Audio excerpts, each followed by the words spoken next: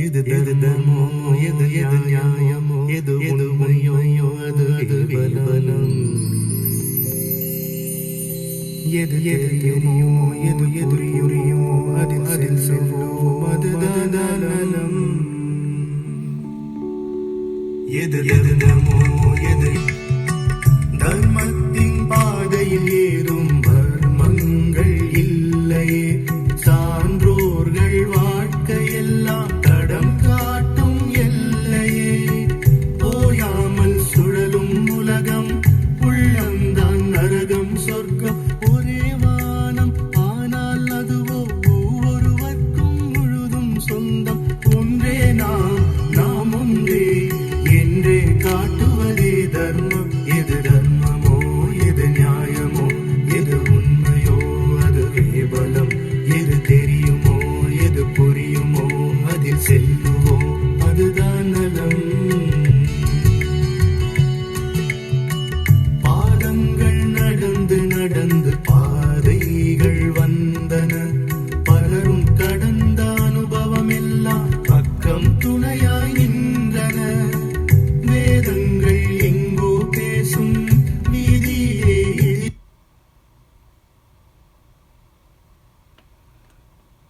ஒலி கேட்கும். வீட்டில் இருந்தே வீட்டை அடையும் வித்தகம் தானே நம் தர்மம். வெல்வோமே எல்லோர்க்கும் வெல்லும் வழியை சொல்வோமே. எது தர்மமோ எது நியாயமோ எது உண்மையோ அதுவே பலம்.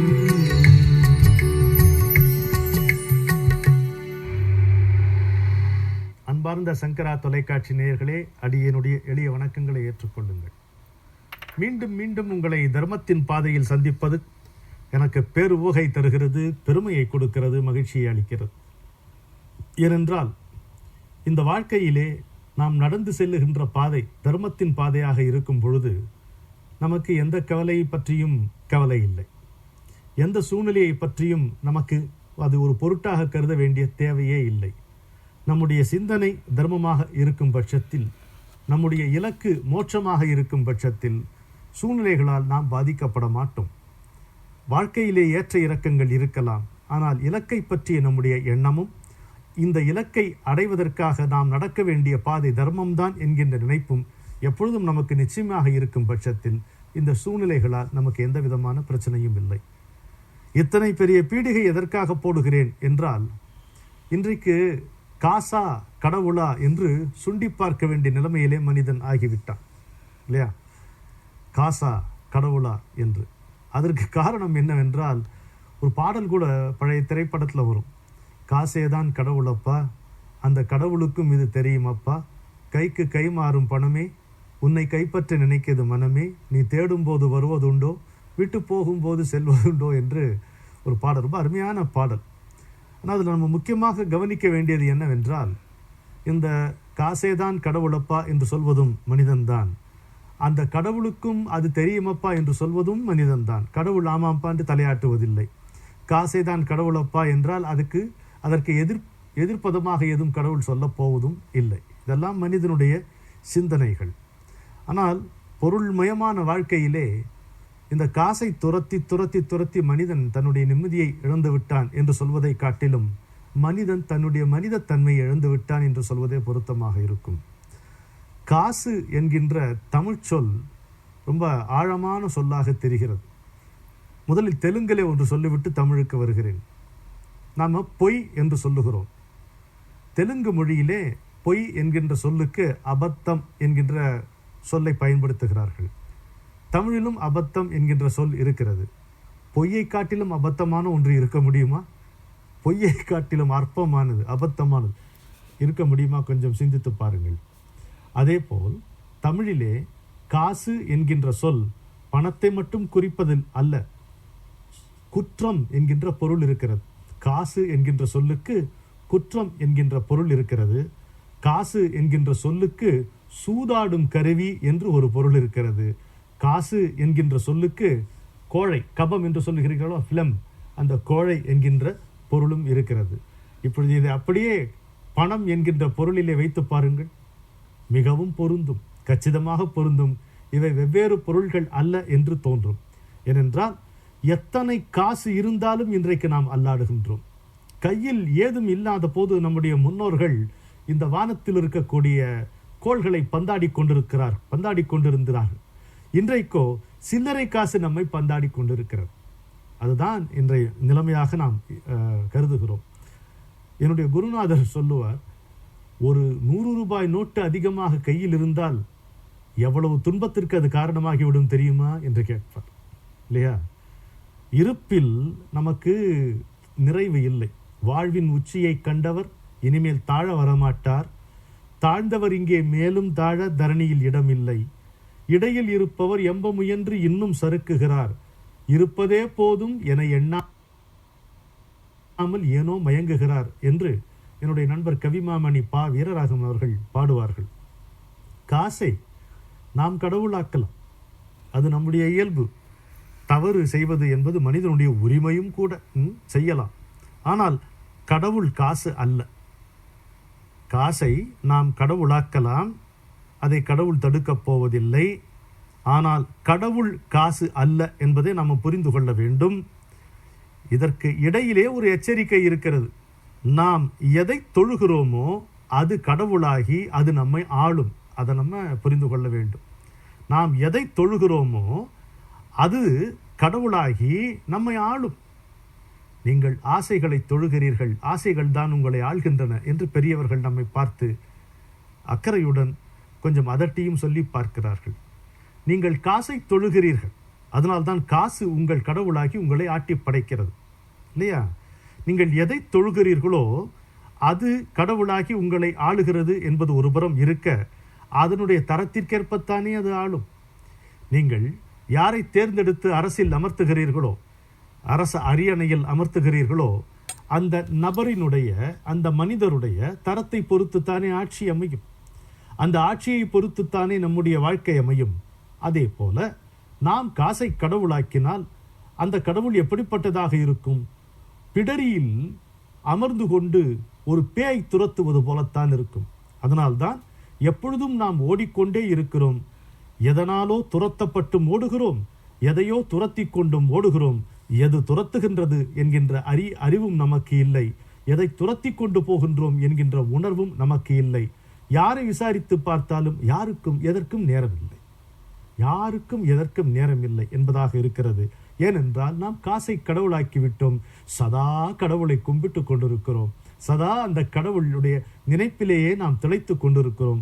அந்த கடவுளையே தியானித்து கொண்டிருக்கிறோம். அந்த கடவுளுக்கே பூஜைகளும் ஆராதனைகளும் செய்து கொண்டிருக்கிறோம். சரியா? கடவுளுக்கு பூஜை செய்து வருகின்ற நிம்மதி ஏன் காசை பூஜை செய்து வருவதில்லை? கடவுளை நாடி வருகின்ற அமைதி ஏன் காசை நாடி வருவதில்லை? நாடி பெற்று நமக்கு வருவதில்லை? காசை கொடுத்து பாருங்கள், திருப்தி வரும். கடவுளை பகிர்ந்து பாருங்கள், நிறைவு வரும். நம்ம அப்படி செய்யவில்லை. சரி, காசு என்பது தேவைதான், பணம் தேவைதானே. இந்த உலகத்தினுடைய பாஷையே பணம், இல்லையா? உறவுகள் கூட இங்கே பணத்தால் தான் நிச்சயிக்கப்படுகின்றன. படித்தவன் கருத்தெல்லாம் சபை ஏறுமா, பொருள் படைத்தவன் கருத்தானால் சபை மீறுமா என்று கண்ணதாசன் கேட்பார். இல்லையா? பணக்காரன் தன்னை அறிஞனாக கூட இங்கே காட்டிக்கொள்வான். அதற்கு சுற்றி நின்று அறிஞர்களும் ஆமாம் போடுவார்கள். இதை நாம் பார்த்து கொண்டுதான் இருக்கிறோம். படித்தவன் கருத்தெல்லாம் சபை ஏறுமா, பொருள் படைத்தவன் கருத்தானால் சபை மீறுமா என்று கண்ணதாசன் இதைத்தான் நமக்கு கேட்கிறார். எது தர்மமோ எது நியாயமோ அதுவே பலம்.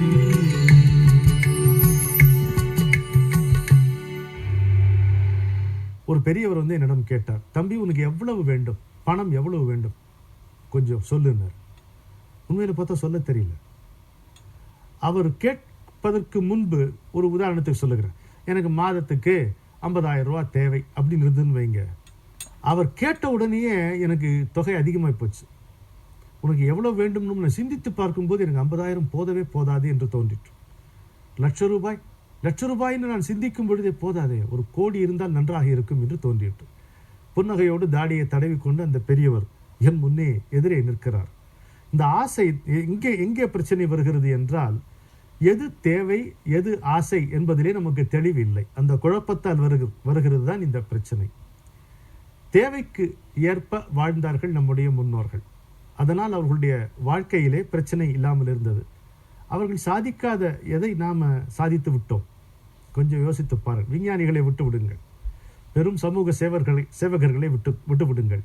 நம்மை போன்ற சராசரி மனிதர்கள் தானே சமுதாயத்தில் அதிகம்.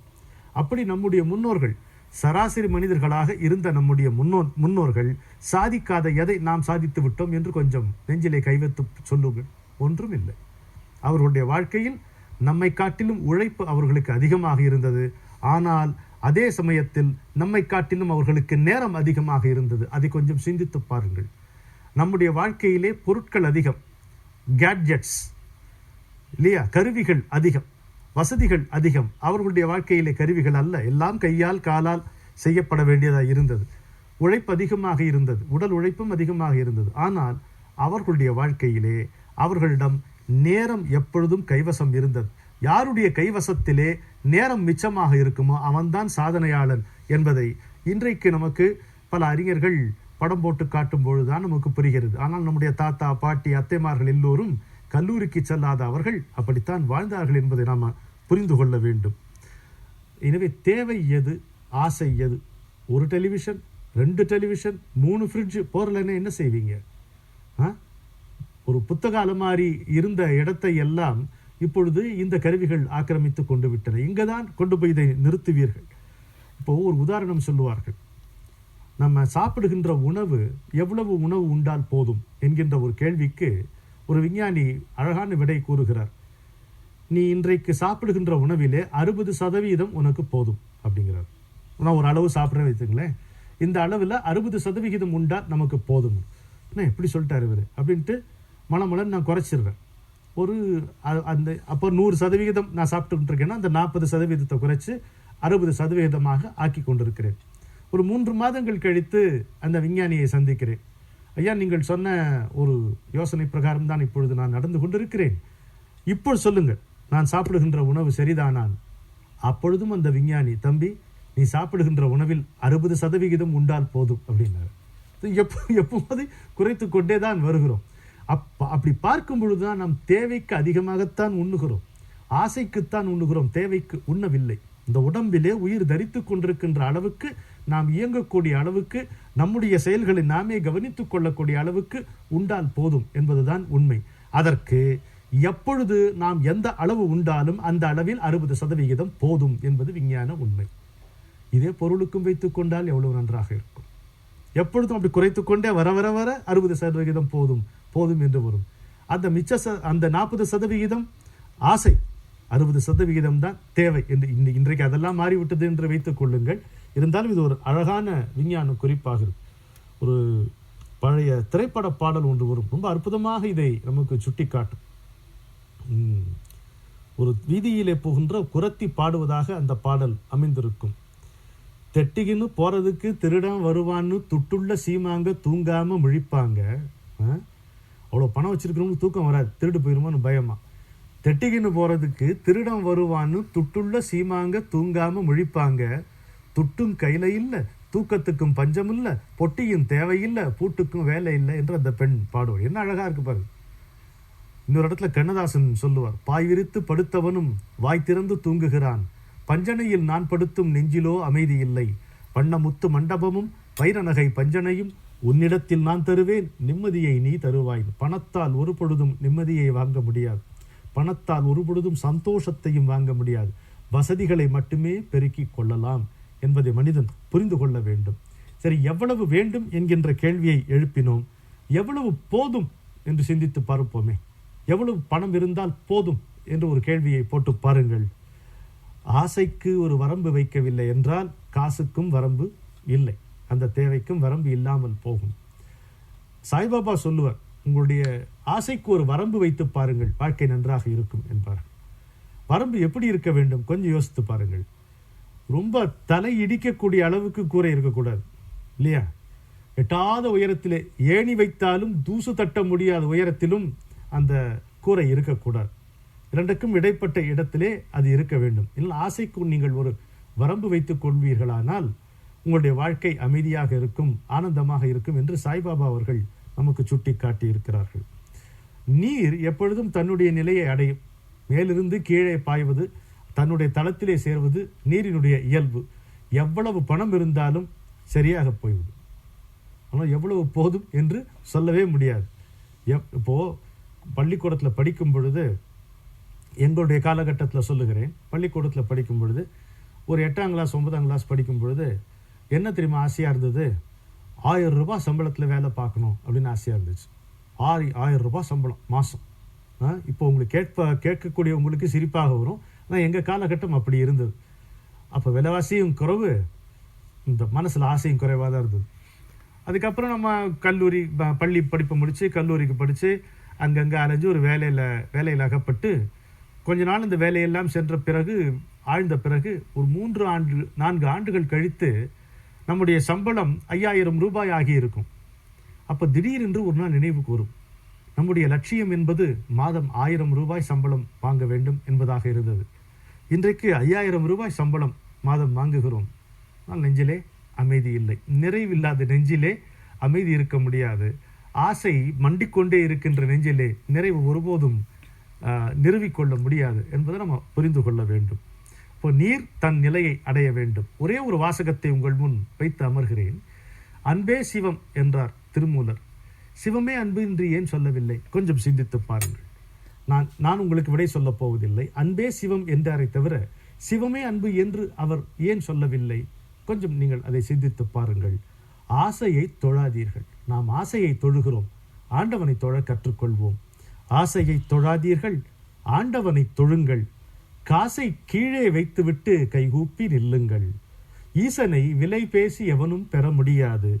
நேசம் வெளிப்படாமல் நெஞ்சில் நிம்மதி குடி புகாது. மீண்டும் சொல்லுகிறேன், ஆசையை தொழாதீர்கள், ஆண்டவனை தொழுங்கள். காசை கீழே வைத்துவிட்டு கைகூப்பி நில்லுங்கள். ஈசனை விலை பேசி எவனும் பெற முடியாது. நேசம் வெளிப்படாமல் நிம்மதி நெஞ்சில் குடிபுகாது. காசு கடவுள் இல்லை, கடவுள் காசும் இல்லை என்பதை நாம் கண்டுகொள்வோம்.